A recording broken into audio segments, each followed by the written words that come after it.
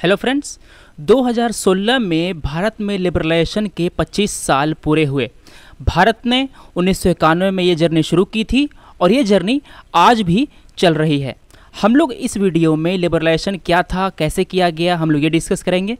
फिर इसका भारतीय इकोनॉमी पे क्या प्रभाव पड़ा, क्या पॉजिटिव प्रभाव पड़ा, क्या नेगेटिव प्रभाव पड़ा, ये सब डिस्कस करेंगे हम लोग। फिर अंतिम में हम लोग इसका सोल्यूशन भी देखेंगे, सरकार किस रास्ते पे भटकी है, कहाँ क्या सुधार हो सकता है, ये सब हम लोग डिस्कस करेंगे। लिबरलाइजेशन का हिंदी मतलब होता है उदारीकरण। तो पहले कुछ न कुछ तो जो है वो ज़्यादा लिबरलाइज नहीं होगा।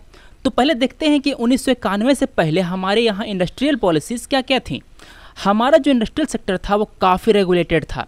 किसी कंपनी को नया बिजनेस एक्टिविटी करना है, कोई नया चीज़ में इन्वेस्ट करना है, कोई उसको एक्सपेंड करना है, उसके लिए भी सरकार से परमिशन लेनी पड़ती थी। उनको कोई नई कंपनी शुरू करने के लिए लाइसेंस लेना पड़ता था। अगर कोई कंपनी गंजी बनियान बना रही है और अगर वो कोई टी शर्ट का निर्माण करना चाहती है तो भी उसे सरकार से आज्ञा लेना होता था। और जो इकोनॉमी है उसमें करीब करीब 18 एरिया जो है वो पब्लिक सेक्टर के लिए रिजर्व थे। मतलब कि उन चीज़ों में, उन सेक्टर में कंपनीज केवल सरकार की ही हो सकती थी, उसमें कोई प्राइवेट सेक्टर इन्वेस्ट नहीं कर सकता था। फॉर एग्जांपल अगर आप ले लें अचार एक सेक्टर है, ये हमारे इकोनॉमी के इन्फॉर्मल सेक्टर में आता है। ये काफ़ी सालों तक जो अनऑर्गेनाइज सेक्टर है, जो छोटे और मंझोले सेक्टर हैं, MSMEs जिसे कहते हैं, इसके लिए ये रिजर्व था। इसी तरह उस ज़माने में करीब करीब 18 सेक्टर जो थे वो प्राइवेट कंपनी के लिए नहीं बल्कि पब्लिक कंपनी के लिए एक्सक्लूसिवली रिजर्व थे। फिर उसके बाद जो कई सारे सेक्टर और थे, जैसे कि ऑयल है, पावर है, हैवी कंपनीज़ हैं और जो टेलीकॉम वगैरह है, ये इसमें केवल प्राइवेट सेक्टर नहीं, केवल पब्लिक सेक्टर का ही यहाँ पे इन्वेस्टमेंट हो सकता था। टेलीकॉम सेक्टर में जो प्राइवेट सेक्टर है वो इन्वेस्ट नहीं कर सकती थी। तो अगर हम कहते हैं कि हमारी इकोनॉमी को लिबरलाइज किया गया, इसका मतलब क्या? इसका मतलब ये कि ये जो सारे रिस्ट्रिक्शंस हैं, ये सारे रिस्ट्रिक्शंस हटाए गए। ऑयल में, पावर में, हैवी कंपोनेंट्स में, टेलीकॉम में अब प्राइवेट कंपनीज भी इन्वेस्ट कर सकती हैं। पहले केवल BSNL था। BSNL क्या है? BSNL एक पब्लिक सेक्टर कंपनी है, सरकारी कंपनी है। जब भारतीय इकोनॉमी को लिबरलाइज किया गया तो काफ़ी सारे प्राइवेट सेक्टर भी आए। आज हम लोग देखते हैं कि एयरटेल है, रिलायंस कम्युनिकेशन है, आइडिया है, वोडाफोन है। वोडाफोन एक विदेशी कंपनी है, UK की कंपनी है, वो भी भारत में आकर निवेश कर रही हैं। तो अगर भारतीय इकोनॉमी को लिबरलाइज नहीं किया जाता तो ये सब जो कंपनीज है वो इंडिया में नहीं आती। और क्या किया गया? कई सारी जो प्राइवेट कंपनीज हैं उसको MRTP एक्ट के अंतर्गत रेगुलेट किया जाता था। MRTP का मतलब होता है monopolies and restrictive trade practices. और जो फॉरेन कंपनीज हैं उनको फेरा के अंतर्गत रेगुलेट किया जाता था। अगर कोई कंपनी अपना साइज ग्रो करना चाहती है, अगर वो एक्सपैंड करना चाहती है, तब भी उसे सरकार की परमिशन लेनी होती थी। क्यों? क्योंकि सरकार का यह मत था कि जैसे जैसे कंपनी बड़ी होती हैं वैसे वैसे वो मोनोपोलिस्टिक और एक्सप्लॉयटेटिव टेंडेंसी की तरफ बढ़ती हैं। मतलब वो चाहती हैं कि हम केवल एक छत्र राज करें अपने एरिया में। फॉर एग्जाम्पल अगर आप कंप्यूटर पार्ट्स के बारे में आप अगर थोड़ी जानकारी रखते हैं तो देखिए, दुनिया में कंप्यूटर के जो प्रोसेसर होते हैं उनके अभी केवल 2 ही मेजर कंपनीज हैं। पहली है इंटेल और दूसरी है AMD। तो अगर AMD कंपनी बंद हो जाए तो दुनिया में कितनी कंपनी बचेंगी जो प्रोसेसर बनाती हैं? केवल एक कंपनी बचेगी, जो है इंटेल। अब क्या करेगी इंटेल? अब इंटेल अपने मनमाना राज करेगी इस पूरी इकोनॉमी पे, क्योंकि केवल वही एक कंपनी है जो प्रोसेसर का निर्माण करती है। अगर ये चाहे तो ये नए नए R&D करके नए नए प्रोडक्ट बनाएंगे और अगर नहीं चाहे तो नहीं बनाएंगे। जो लोग हैं, जो कस्टमर हैं, उनको नए नए प्रोडक्ट नहीं मिलेंगे। क्यों? क्योंकि इंटेल के पास कुछ नया करने का इंसेंटिव ही नहीं रहेगा। क्यों करें? अगर कंपटीशन हो तभी तो इसे आगे बढ़ने का उत्साह मिले। अगर इसके कोई कंपटीशन ही नहीं है तो ये आगे क्यों बढ़े? ये तो सबसे पहले आगे है ही। एक व्यक्ति अगर कोई रेस लड़ता है, अगर कोई रेस करता है तो वही विनर होता है। क्यों? क्योंकि उस प्रतिस्पर्धा में कोई और प्रतिद्वंदी है ही नहीं। सरकार ने यह भी इंश्योर किया कि जो प्राइवेट सेक्टर हैं, जो प्राइवेट कंपनीज हैं, वो PSU से पीछे रहें और PSU जो है वो इंडियन इकोनॉमी में डोमिनेट करें।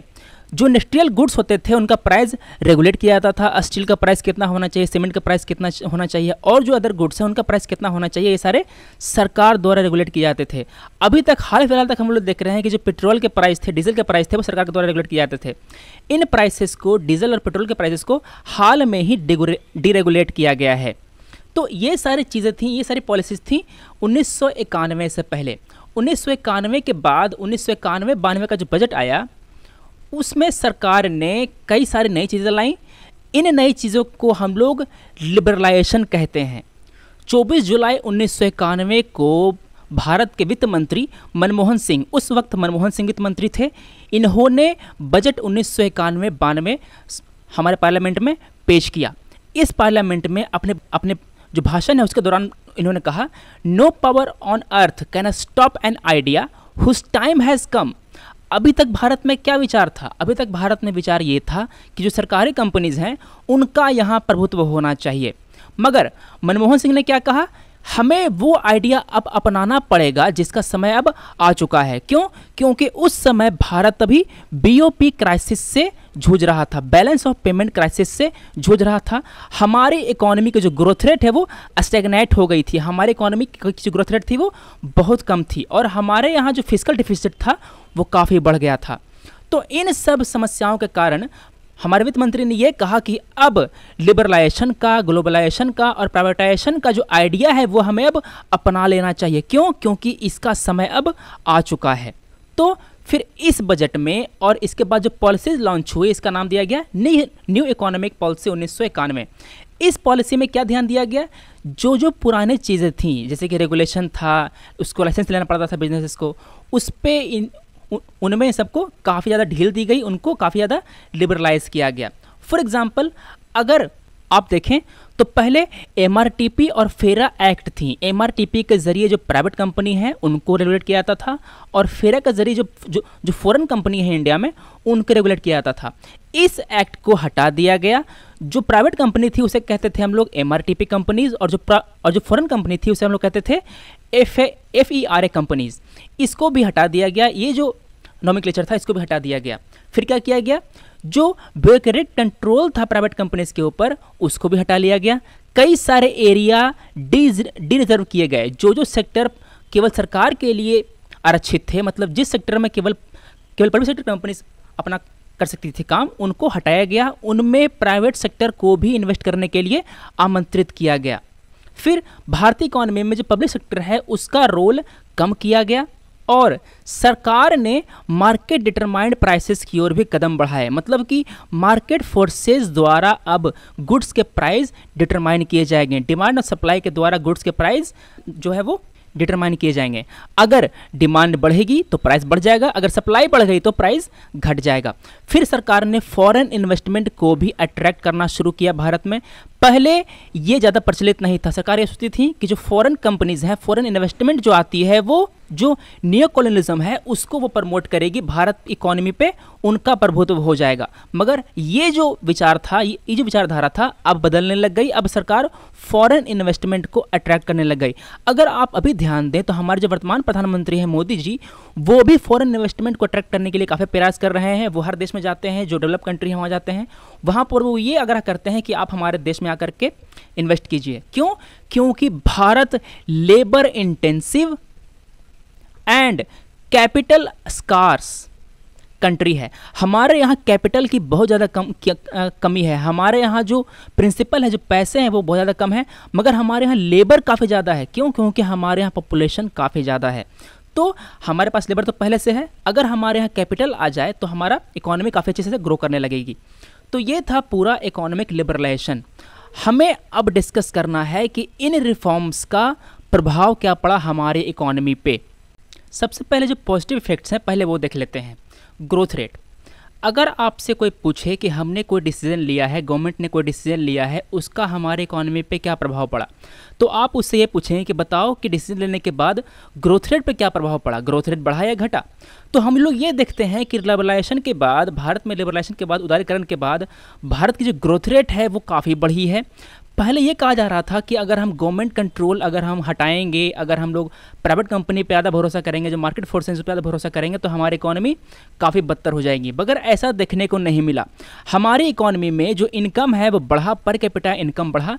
पहले हम लोग लो इनकम इकोनॉमी के अंतर्गत आते थे, अब हम लोग मिडिल इनकम रेंज में आते हैं। देखिए ऐसे होता है, ये होती हैं वो इकोनॉमी जो जिसका इनकम हाई है, ये है वो इकोनॉमी जिसका इनकम मिडिल रेंज में है, और ये है वो इकोनॉमी जिसका इनकम यहाँ पे लोअर रेंज में है। तो पहले हम लोग यहाँ पे थे, अब लिबरेशन के बाद हम लोग यहाँ पर आए हैं। मिडिल इनकम ग्रुप वाला इसका जो लोअर रेंज है यहाँ पर हम लोग आए हैं, मतलब कि हमारा जो पर कैपिटा इनकम है वो पहले से बढ़ा है। और अभी अगर आप वर्तमान में देखें तो हम दुनिया के फास्टेस्ट ग्रोइंग मार्केट इकोनॉमी में आ रहे हैं। ये सब कैसे हुआ? ये सब इस वजह से हुआ क्योंकि हमने अपना मार्केट को लिबरलाइज किया। हम लोगों ने कैपिटल को इनवाइट किया, भारत के बाहर के जो इन्वेस्टर्स हैं उनको हम लोगों ने अपने देश में इन्वेस्ट करने के लिए बुलाया। तो अगर हम केवल जीडीपी को देखें तो हम ये कह सकते हैं कि हमारे यहाँ रिफॉर्म सक्सेसफुल हुए हैं। मगर कुछ लोग ये भी कह रहे हैं कि जैसे कि हम लोगों ने जो बाहर के इन्वेस्टर्स हैं उनको बुलाया, हमारे यहाँ बाहर के जो इन्वेस्टर्स हैं जैसे कि एफपीआई वगैरह, फॉरेन पोर्टफोलियो इन्वेस्टर्स वगैरह, ये लोग करते क्या हैं, भारत की कंपनीज़ में जो शेयर हैं उनको खरीदते हैं।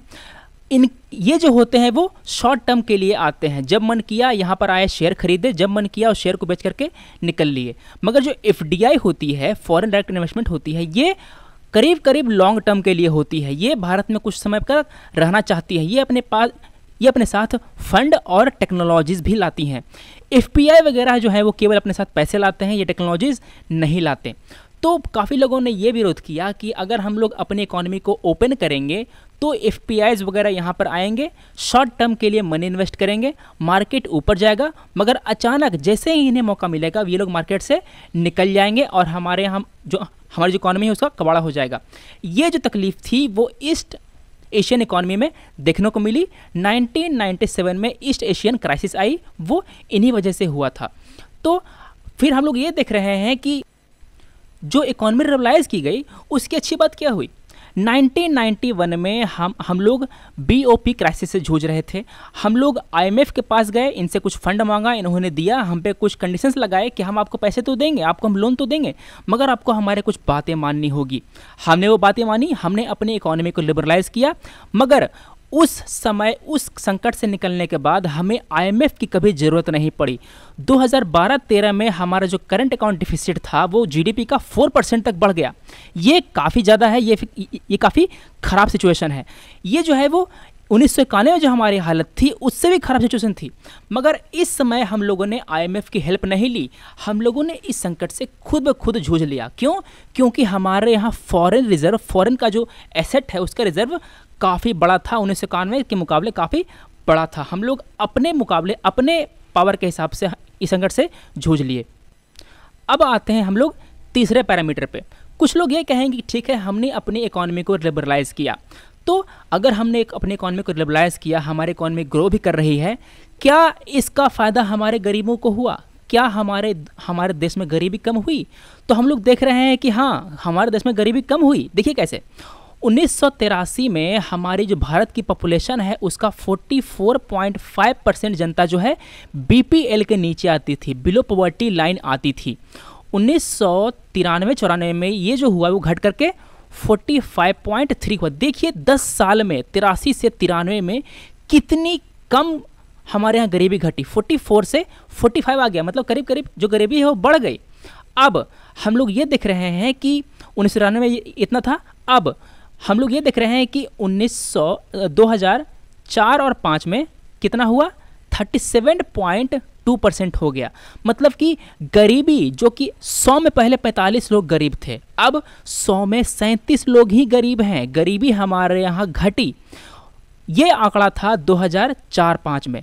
अगर आप 2011-12 में नापें तो ये था 21.9%। 100 में केवल 21.9% जनता ही गरीब है। केवल अगर इसमें मोटा मोटा 22 माने तो 100 में केवल 22 लोग ही गरीब हैं। तो हमारे यहाँ हम लोग देख रहे हैं कि रिवॉल्यूशन के बाद गरीबी घटी है। तीसरी चीज़ ये थी। चौथा हम लोग देखते हैं सर्विसेज। पहले क्या था? पहले जो पब्लिक सेक्टर कंपनीज थी उनका हमारे यहाँ दबदबा था। हमारे यहाँ जो प्राइवेट कंपनीज थी वो ज़्यादा इन्वेस्ट नहीं कर पाती थी, इसलिए हमारे पास ज़्यादा चॉइसेस नहीं थी। पहले थम्स अप, कोका कोला वगैरह कंपनीज नहीं थी।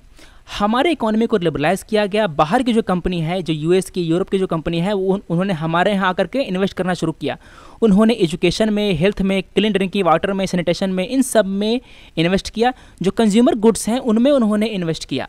अब क्या है, अब हमारे पास काफ़ी ज़्यादा हमारे पास ऑप्शंस हैं। अगर आप चाहें तो देसी ब्रांड हैं उनका भी आप जो कोल्ड ड्रिंक पी सकते हैं। जो विदेशी ब्रांड हैं कोका कोला और पेप्सिको वगैरह, इनका भी आप कोल्ड ड्रिंक पी सकते हैं। कंज्यूमर को ऑप्शंस मिले। तो ये थे फ़ायदे हमारी इकोनॉमी को लिबरलाइज़ करने के। अब हम देखेंगे कि हमने अपनी इकोनॉमी को लिबरलाइज़ किया, उसका हमारी इकोनॉमी पे बुरा प्रभाव क्या पड़ा। दोस्तों, पहले हमारी इकोनॉमी ज़्यादा ओपन नहीं थी, ये बाहरी दुनिया से, बाहरी इकोनॉमी से इंसुलेटेड थी। अब क्या हुआ, अब हमारे इकोनॉमी को लिबरलाइज़ किया गया, हमारे इकोनॉमी में ग्लोबलाइजेशन को प्रमोट किया गया। इससे क्या हुआ, इससे बाहर की दुनिया में जो कुछ भी हो रहा है उसका सीधा प्रभाव हमारे इकोनॉमी पे पड़ता है। 1997 में एशियन फाइनेंशियल क्राइसिस आई, इसका प्रभाव हमारे इकोनॉमी पे पड़ा। अगर हमारी इकोनॉमी क्लोज होती तो इसका हमारे इकोनॉमी पे प्रभाव नहीं पड़ता। 2007-8 में ग्लोबल फाइनेंशियल क्राइसिस आई, 7-8 ग्लोबल फाइनेंशियल क्राइसिस। फिर इसके बाद जो है यूरोपियन डेब्ट क्राइसिस आई। इन सारे फाइनेंशियल क्राइसिस का भारत पर सीधा प्रभाव पड़ा। बाहर की इकोनॉमी में डिमांड कम हुआ तो भारत के यहाँ से जो एक्सपोर्ट होता था उसमें गिरावट देखी गई। हमारे यहाँ जॉब कट्स किए गए, हमारी जो इकोनॉमी है वो स्लो ग्रो करने लगी। फिर उसके बाद हमारी जब इकोनॉमी को जब ओपन किया गया तो हमारे यहाँ हॉट मनी का इन्फ्लो हुआ। ये मनी वो मनी होती है जो किसी मार्केट में टेम्पोरली आती है और वो मौका पाते ही निकल जाती है। इससे करेंसी वोलेटिलिटी आई। देखिए, बाहर से अगर डॉलर आएगा तो हमारी इकोनॉमी में डॉलर का सप्लाई बढ़ेगा, डॉलर का मूल्य घटेगा। डॉलर का मूल्य घटा मतलब क्या, हमारी इकोनॉमी अप्रिशिएट की, हमारी जो रुपी है वो अप्रिशिएट करेगी। अगर तुरंत डॉलर निकल गया बाहर से तो डॉलर का मूल्य हमारी इकोनॉमी में बढ़ जाएगा। इसके मुकाबले जो रुपी है इसका मूल्य गिर जाएगा। हमारी जो इंडियन करेंसी है उसका डिप्रिसिएशन हो जाएगा। हमारे यहाँ करेंसी वॉलेटिलिटी आ जाएगी। हमारे यहाँ ब्लैक मनी का ग्रोथ होने लग गया। क्यों? क्योंकि अब हमारे यहाँ जो बिजनेसमैन हैं वो भारत में से पैसा ले जाने में काफ़ी ज़्यादा सक्षम हो पाए। उन्होंने बाहर जा कर के शेल कंपनी शुरू कर दी। शेल कंपनीज इसकी सहायता लेने लगे। फिर वो टैक्स अवॉइडेंस करने लगे, काफ़ी ज़्यादा जो एक्सटेंशन दिए होते हैं उसको इस्तेमाल करके। फिर हमारे यहाँ जो करंट अकाउंट डिफिसिट की जो समस्या थी वो आज भी बरकरार है। क्यों? क्योंकि हम जो एक्सपोर्ट करते हैं वो हमारे इंपोर्ट को कवर करने के लिए काफ़ी नहीं है। हम लोग 100 रुपये का माल इंपोर्ट करते हैं और केवल 40 रुपये का माल ही एक्सपोर्ट कर पाते हैं। तो बाकी जो 60 रुपये हैं वो हमारे फॉरेन एक्सचेंज रिजर्व से देना पड़ता है। फिर प्रॉब्लम क्या हुई, हमारे यहाँ जो टैक्स जीडीपी रेशियो है वो काफ़ी कम है। हमारे यहाँ जो टैक्स में जो लोग टैक्स देते हैं उनकी संख्या हमारे यहाँ बहुत कम है। हमारी जो सरकार है वो टैक्स रेवेन्यू को ग्रो कर पाने में ज़्यादा सफल नहीं हो पाई है। और इकोनॉमिक लिबरलाइजेशन के बाद हमारी सरकार ने ये सोचा था कि अगर प्राइवेट कंपनीज आएंगी तो हमारे यहाँ नई नई जॉब क्रिएट होंगी, मगर हमें ऐसा देखने को नहीं मिला। हमारे जो भारत की जनता है उसको सिक्योर और डिसेंट जॉब नहीं मिल पाया। हमारी इकोनॉमी ग्रो तो कर रही है मगर हमारे यहाँ इस हिसाब से जो जॉब्स हैं उनका ग्रो नहीं हो रहा। इसको हम लोग कहते हैं जॉबलेस ग्रोथ। हमारी जीडीपी ग्रो कर रही है मगर जो जॉब है उसका ग्रोथ रेट इसके मुकाबले काफ़ी कम है। अमीर और गरीब के बीच में जो गैप है, जो इकोनॉमिक गैप है वो बढ़ गया है। हमारे यहाँ माल न्यूट्रिशमेंट बढ़ गया है। जो बच्चे हैं उनको सही समय पर सही मात्रा में पोषण नहीं मिल पाता। हमारे यहाँ करप्शन बढ़ गया है पहले से और क्रोनी कैपिटलिज्म भी बढ़ गई है। इसका मतलब ये होता है कि अगर कोई बिजनेसमैन अपना बिजनेस बढ़ाना चाहता है तो उसे हमारी जो ब्यूरोक्रेसी है, हमारी जो लीडरशिप है उससे बढ़िया तालमेल बिठा कर रखना पड़ेगा। अगर आप नहीं बिठाएंगे तो आप ग्रो नहीं कर पाएंगे। तो ये सारी समस्या आई हमारे जो सर्विस सेक्टर है, मैन्युफैक्चरिंग सेक्टर है उसमें। अब हम देखते हैं कि जो हमारे यहाँ जो एग्रीकल्चर सेक्टर है वहाँ पे क्या क्या समस्याएं आई। जैसे ही हमारी इकोनॉमी को बाहर की इकोनॉमी के लिए ओपन किया गया, वर्ल्ड इकोनॉमी के लिए ओपन किया गया, वैसे ही हमारे यहाँ जो एग्रीकल्चर प्राइसेस हैं वो वोलाटाइल हो गए। जैसे ही ग्लोबल मार्केट में गुड्स की सप्लाई बढ़ती है, जैसे ही ग्लोबल मार्केट में एग्रीकल्चर गुड्स हैं उसकी सप्लाई बढ़ती है, तो हमारे यहाँ उसका जो दाम है वो गिर जाता है। भारत सरकार और जो कंपनीज़ हैं और जो कई सारे व्यापारी हैं वो बाहर से सस्ता गेहूँ, सस्ता प्याज वगैरह इंपोर्ट करने लगते हैं। इससे होता क्या है, बाहर का माल हमारे देश में आएगा तो हमारे किसानों को उसकी फसल का सही दाम नहीं मिल पाएगा और हमारे मार्केट में जो डोमेस्टिक मार्केट है एग्रीकल्चर प्राइसेस का, उसमें फ्लक्चुएशन आने लगेगी।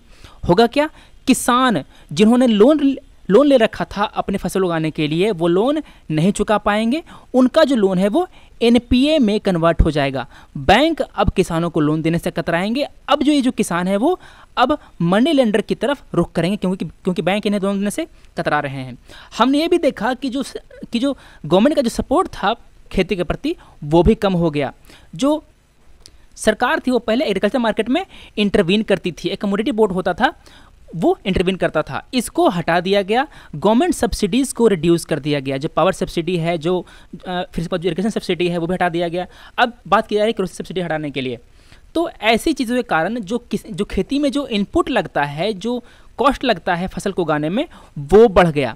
अगर फसल उगाने के लिए जो इनपुट होगा वो बढ़ेगा तो क्या होगा, जो प्रॉफिट है वो कम हो जाएगा।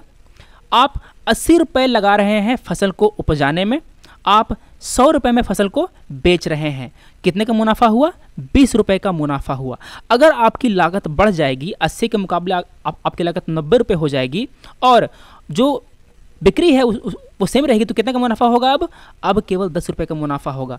भगवान न करे अगर बाहर की इकोनॉमी में जो प्रोडक्शन है वो अगर बढ़ गया तो उसका भी इन्फ्लो हो जाएगा हमारे इकोनॉमी में, और जो 100 रुपये मिलते थे आपको पहले वो अब आपको 95 रुपये ही मिलेंगे। तो आपकी जो प्रॉफिट है वो और घट गई। और अगर ये इसका दाम अगर और आपको कम मिल गया, मतलब कि अगर 85 रुपये मिल गया, तो आप नुकसान में चले जाएंगे। इसी कारण से हमारे इकॉनमी में जो काफ़ी लोग जो है वो एग्रीकल्चर छोड़ रहे हैं, वो माइग्रेट कर रहे हैं ग्रामीण इलाकों से अर्बन इलाकों की तरफ। और हम लोग ये देख रहे हैं कि एग्रीकल्चर में और इरिगेशन सिस्टम में जो सरकार का जो इन्वेस्टमेंट था वो कम किया जा रहा है, इसमें बजटरी कट्स किए जा रहे हैं। सरकार आज भी एग्रीकल्चर सेक्टर में 4% ग्रोथ रेट का टारगेट रखती है, मगर इसको कभी भी अचीव नहीं कर पाती। इसके बाद हमने बात की कि हमारे जो जीडीपी है उसमें ग्रोथ रेट बढ़ा है, हमारी इकॉनमी में जो लोग हैं उनका पर कैपिटा इनकम बढ़ा है, मगर इस हिसाब से एजुकेशन में और हेल्थ में जो इन्वेस्टमेंट होता है सरकार की तरफ से वो काफ़ी कम है। बाहर के जो देश हैं वहाँ पे इनमें इन्वेस्टमेंट काफ़ी ज़्यादा होता है, वहाँ पे ह्यूमन डेवलपमेंट पे काफ़ी ज़्यादा ध्यान दिया जाता है, इतना ध्यान हमारे यहाँ नहीं दिया जाता। इस वजह से देख रहे हैं कि हमारे यहाँ जो लेबर्स हैं, हमारी जो पॉपुलेशन है, हमारी जो डेमोग्राफी है, उसके पास स्किल नहीं है, उसकी जो हेल्थ है वो उतनी अच्छी नहीं है, उनकी एजुकेशन होती है उनके पास वो क्वालिटी एजुकेशन नहीं है। तो देखिए हम लोग ये भी ऑब्जर्व कर रहे हैं कि पहले जो एग्रीकल्चर था उसका पार्टिसिपेशन कितना था, 90-50 में पार्टिसिपेशन सबसे ज़्यादा था एग्रीकल्चर का। देखिए ये है एग्रीकल्चर, ये है हमारा जो सर्विस है वो है, ये है मैन्युफैक्चरिंग इंडस्ट्री। तो सबसे ज़्यादा हमारे यहाँ पार्टिसिपेशन था एग्रीकल्चर का, फिर था सर्विस का और फिर था मैन्युफैक्चरिंग का। अभी 2010 में आप देखिए सर्विस सबसे ज़्यादा पार्टिसिपेशन है सर्विस का, फिर है इंडस्ट्री का, और सबसे कम पार्टिसिपेशन है हमारे जीडीपी में एग्रीकल्चर का। करीब 17% जो जीडीपी है उसका पार्टिसिपेशन एग्रीकल्चर सेक्टर से होता है, मगर इस पे सबसे ज़्यादा पॉपुलेशन डिपेंडेंट है। ऐसा क्यों हुआ? सरकार की गलत नीतियों के कारण हुआ। तो ये तो था हमारा असेसमेंट लिबरलाइजेशन का जो शुरू की गई थी 1991 में, और अभी उसके 25 साल पूरे हुए हैं। हमने देखा कि कई सारी खूबियां हैं इसमें, कई सारे जो समस्याएं हैं वो हैं। इन समस्याओं को दूर करने के लिए हमें क्या करना चाहिए? हमने देखा कि हमारा एजुकेशन में और हेल्थ में जो इन्वेस्टमेंट है, जो सरकारी इन्वेस्टमेंट है वो काफ़ी कम है। हमें इसे बढ़ावा देना होगा, हमें स्किल डेवलपमेंट पर ध्यान देना होगा। हमारी जो जनसंख्या है उसके पास स्किल नहीं है, जो प्राइवेट कंपनी है वो उन्हें रिक्रूट करने से कतराती हैं, वो कहती हैं कि आपके पास स्किल नहीं है, हम आपको जॉब कैसे दें। अगर उनके पास स्किल बढ़ेगी तो उन्हें अच्छे पैसे मिलेंगे, उनकी जो इनकम है वो और बढ़ेगी। हमारा जो अनऑर्गेनाइज सेक्टर है इस पे हमें ध्यान देने की ज़रूरत है। जो एमएसएमईज वगैरह हैं इन पे ध्यान देने की ज़रूरत है, इनको हमें क्रेडिट अवेलेबल कराना है। जो कॉर्पोरेट हैं केवल उन्हीं पे नहीं, जो छोटे छोटे जो कंपनीज़ हैं उन पे भी हमें ध्यान देना है। हमें खेती को बढ़ावा देने के लिए इरिगेशन को हमें सही करना पड़ेगा। जो फ्लड इरिगेशन है, जो पटवन होती है, इसको हमें रिप्लेस करके जो माइक्रो इरिगेशन सिस्टम है, जिसे हम लोग ड्रिप इरिगेशन या जो स्प्रिंकलर होते हैं उसको हमें इस्तेमाल करने पे बढ़ावा देना होगा, और जो जो खेती किसान में जो पावर इस्तेमाल होता है उस पर हमें सब्सिडी देनी चाहिए और एजुकेशन में बढ़ावा देना चाहिए। फिर हमें जो एग्रो बेस्ड इंडस्ट्रीज़ हैं, जो एग्रीकल्चर से जो गुड्स प्रोड्यूस होते हैं, जो फसल प्रोड्यूस होती हैं उसको जो इस्तेमाल करती हैं, उनको हमें बढ़ावा देना चाहिए। फॉर एग्जांपल फार्मर ये उपजाता है गेहूं, इस गेहूं का क्या होगा, एक तो बनेगा आटा, फिर बनेगी रोटी, दूसरी क्या, इसका आटा बना करके और इसके जो और चीज़ें हैं वो बना करके आप इसका ब्रेड बना सकते हैं, इसको पैक करके हमारे डोमेस्टिक मार्केट में और जो बाहर के जो देश हैं वहाँ आप बेच सकते हैं। हमारा जो एक्सपोर्ट है वो बढ़ेगा, हमें फॉरेन करेंसी मिलेगी, फॉरेन एक्सचेंज मिलेगा, तो हम लोग जो आगे की जो समस्याएं हैं उससे हम लोग निपट पाएंगे। और क्या होगा, अगर एग्रीकल्चर सेक्टर में ग्रोथ आएगी तो जो भी लोग इस सेक्टर में इन्वॉल्व हैं, जो इस पर डिपेंडेंट हैं, उनका इनकम बढ़ेगा। अगर जो खेती में इन्वॉल्व किसान हैं उनका इनकम बढ़ेगा तो वो लोग गुड्स की और सर्विसेज की जो डिमांड है वो करेंगे। अगर डिमांड बढ़ेगी तो जो कंपनीज हैं वो और चीज़ें बनाना चाहेंगी, वो अपने कंपनी को एक्सपैंड करना चाहेंगी। वो एक्सपैंड कब करेगा, जब वो और लोगों को रिक्रूट करेंगे, जॉब बढ़ेगी, हमारी इकोनॉमी में जॉब की जो ग्रोथ रेट है वो बढ़ेगी, और जो जॉबलेस ग्रोथ की जो समस्या है उससे हम लोग लड़ सकते हैं। फिर हमें लेबर रिफॉर्म भी करने हैं। कई सारी कंपनीज लोगों को इसलिए रिक्रूट नहीं करती क्योंकि हमारे जो लेबर लॉज हैं वो काफ़ी पिछड़े हुए हैं, उनमें काफ़ी ज़्यादा समस्याएं हैं। आप रिक्रूट तो कर सकते हैं मगर उन्हें आप फायर नहीं कर सकते, उन्हें आप हटा नहीं सकते, तो हमें इसको लिबरलाइज करना पड़ेगा, हायर एंड फायर की सुविधा देनी पड़ेगी। तो ये सारे जो सोल्यूशंस हैं वो सरकार को जल्दी निपटने होंगे, इसको जल्दी लागू करना होगा। जितने जल्दी लागू करेंगे हमें उतना जल्दी फ़ायदा होगा। तो दोस्तों आज हमने डिस्कस किया 25 year of economic revolution in India. हम लोग मिलते हैं अगले वीडियो में। Thanks for watching, take care.